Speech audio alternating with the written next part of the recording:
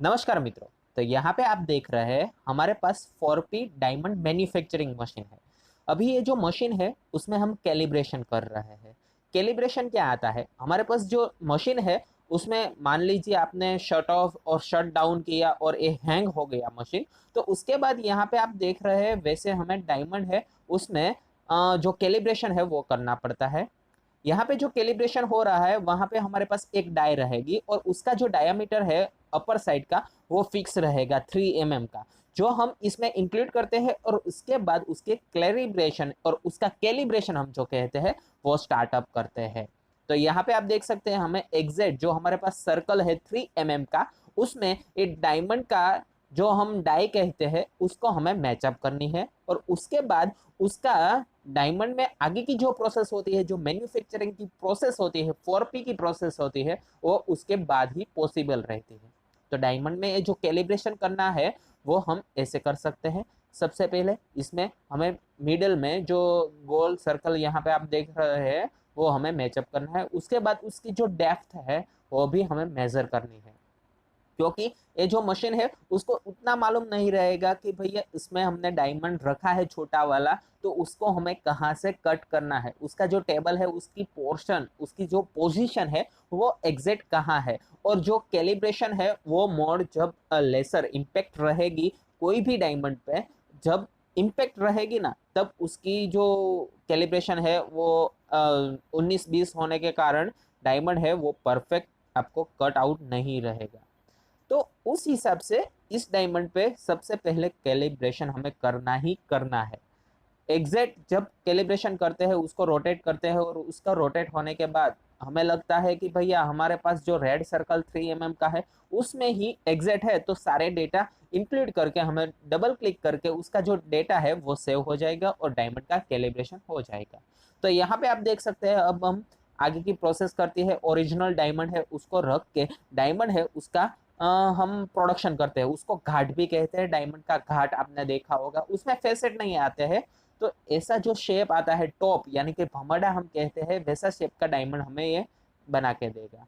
तो हम यहाँ पे रखते हैं उसका जो टॉप अपर सरफेस है वो अभी हमें मैचअप करनी है। वो मैचअप हो गई भैया, ओके। देन आफ्टर हमें उसकी वीट है वो भी उसके बाद देखने हैं। तो सबसे पहले यहाँ पे आप देख सकते हैं राउंड जो सरफेस है वो हमें एग्जैक्ट मैचअप करनी है। हम उसको रोटेट करके भी देख सकते हैं कि भैया हमारे पास जो रेड सर्कल था और ये जो ब्लैक सर्कल है दोनों मर्ज हो रहे हैं या नहीं हो रहे। जो हो रहे हैं तो एग्जैक्ट यहाँ पे आप देख सकते हैं कि भैया ये हो गया। उसके बाद उसकी जो दो साइन आती है डिफरेंट टाइप्स की उसको भी हमें मैच करनी है, उसमें से एक मैच हो गई।